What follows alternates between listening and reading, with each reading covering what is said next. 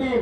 Doctor Yunus রাজনীতির লোক না, রাজনীতি বোঝেন না, রাজনীতি তিনি ছেড়ে দিয়েছিলেন ওপেন ফিল্ডে এই উপদেষ্টা পরিষদের হাতে।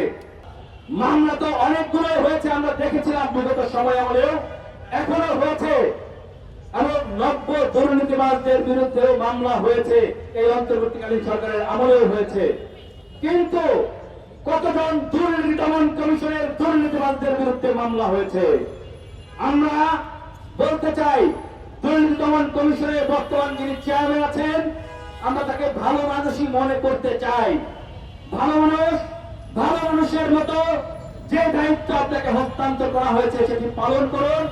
দুর্নীতি দমন কমিশনের বিগত 15 বছর এবং এই অন্তর্বর্তীকালীন সরকারের আমলে যারা দুর্নীতি নিয়ে প্রশ্রয় দিয়েছে, দুর্নীতিতে জড়িয়েছে, অসৎ উপায়ে দুর্নীতিবাদদেরকে দুর্নীতি থেকে অব্যাহতি দিয়েছে, দুর্নীতির মামলা থেকে অব্যাহতি দিয়েছে, তাদেরও তালিকা বাংলাদেশের জনগণের সামনে প্রকাশ করতে হবে।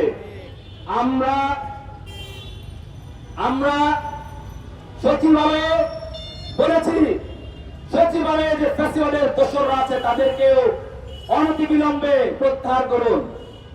এইরকম সরকার আসলে আমরা চাইনি।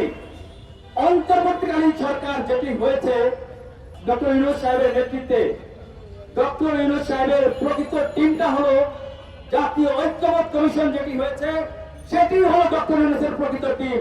ডক্টর ইউনূস রাজনীতির লোক না, রাজনীতি বোঝেন না, রাজনীতি তিনি ছেড়ে দিয়েছিলেন ওপেন ফিল্ডে এই উপদেষ্টা পরিষদের হাতে। আর তিনি ঐক্যমত কমিশন গঠন করে নতুন একটা রাষ্ট্র কাঠামো বিনির্মাণের জন্য চেষ্টা করছেন, সেজন্য আমি তাকে ধন্যবাদ জানাই। কিন্তু তার যে উপদেষ্টা পরিষদ, এই উপদেষ্টা পরিষদ বাংলাদেশে কোনো প্রয়োজন ছিল না। এই 2024 সালের গণঅভ্যুত্থানে যে 2000 মানুষ মারা গেছে, এই ধরনের উপদেষ্টা পরিষদ গঠন